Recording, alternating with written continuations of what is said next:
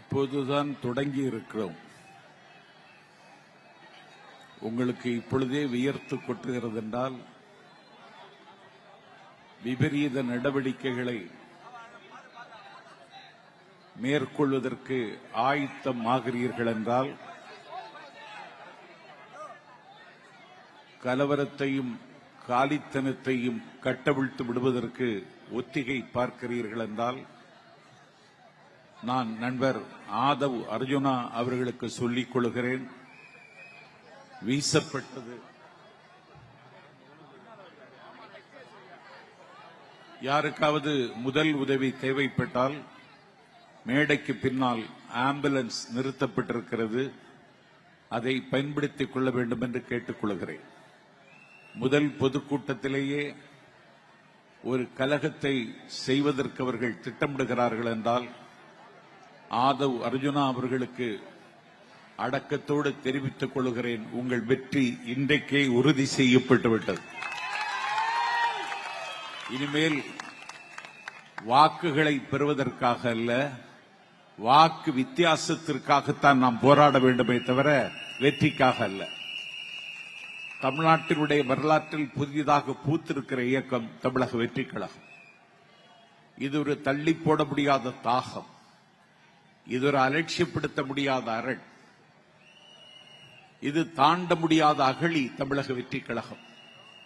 சீன பெருமதில் போல் தமிழர்களுடைய மானம் காக்குகிற மான பெருமதில் திராவிட முன்னேற்றக் கழகம், அண்ணா திராவிட முன்னேற்றக் கழகம் தவிர்த்து மூன்றாவது ஒரு சக்தி தமிழ்நாட்டில் முளைக்காதா என்று காத்திருந்தவர்களின் கனவுக்கு சிறகுகள் தயாரிப்பதற்கு 300 கோடி ரூபாய் வருமானத்தை உதறிவிட்டு எங்கள் தலைவன் களத்துக்கு வந்திருக்கிறார்.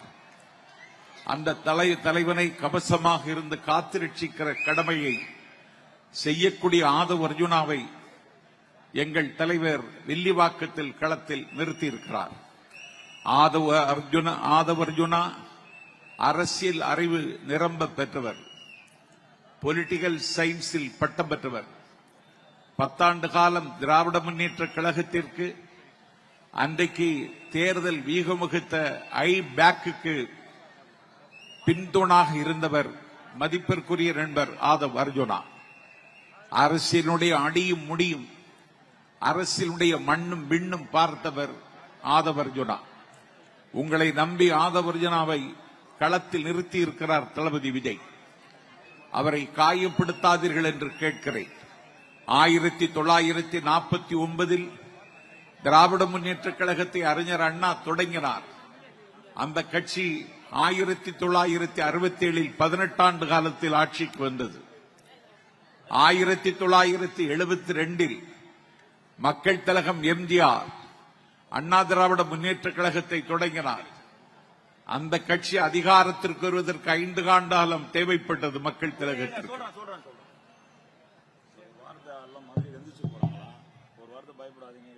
யாரும் அச்சப்படாது, அனைத்து மகளிரும் கவலைப்படாதீங்க, யாருக்கு எந்த இதுவும் நடக்காது. அவனுடைய இந்த வெற்றி அண்ணனுக்கு இன்னைக்கு உறுதியாயிடுச்சு. நம்ம மேல அடிச்சது இன்னைக்கு இந்த வெற்றி விழாவா கொண்டாட போறோம். யாரும் பயப்படாதீங்க, யாரும் பயப்படாதீங்க. பயந்து ஓடுறதுக்கு ஒண்ணும் நம்ம வேற கூட்டம் கிடையாது, தளபதியோட கூட்டம், புரியுதுங்களா? பயந்து போறதுக்கு யாரும் மனம் கிடையாது. அவன் என்ன தோணாலும் அடிக்கட்டும், ஆனா அடிக்க அடிக்க நம்ம வெற்றி தளபதி வந்துகிட்டே இருக்காரு. இந்த மேடை இன்னைக்கு வெற்றி, வில்லிவாக்கம் போது இன்னைக்கு வெற்றி அடைஞ்சது. தயவு செய்து யாரும் எழுந்து போகாதீங்க, எது நடக்காது பாத்துக்கலாம். காவல்துறை நமக்கு ஒத்துழைப்பு கொடுப்பாங்க. அனைவரும் நல்லபடியா உட்காருங்க. நன்றி, வணக்கம். ஆகவே அண்ணாவுக்கு ஆட்சிக்கு வருவதற்கு 18 ஆண்டு காலம் தேவைப்பட்டது. மக்கள் திலகம் எம்ஜிஆருக்கு ஆட்சிக்கு வருவதற்கு 5 ஆண்டு காலம் தேவைப்பட்டது. கவிதை தமிழில் கலைஞரை அன்றைக்கு பாடினார். பதுங்கி பாயும் வேங்கை என அண்ணா பாராள வந்தகதை பாரேனும் பகர்ந்ததுண்டா, யாரேனும் கேட்டதுண்டா என்று கேட்டார். நான் இன்றைக்கு சொல்லுகிறேன், அண்ணாவுக்கு 18 ஆண்டுகள், மக்கள் திலகம் எம்ஜிஆருக்கு 5 ஆண்டுகள், எங்கள் தலைவர் தளபதி விஜய்க்கு 3 ஆண்டுகள் என்பதை இங்கே நான் உறுதி செய்கிறேன். இது புதிதாய் பிறந்த குழந்தைதான். அரசியல் அனுபவம் எங்கள் தலைவருக்கு குறைவுதான். ஒன்றை பதிவு செய்கிறேன், மலைகள் சூழ்ந்த இயற்கை நாட்டியம் செய்கிற காட்மாண்டில் 35 வயதில் பல்வேர் ஷா காட்மாண்டினுடைய மேயராக முடிசூட்டப்பட்டான்.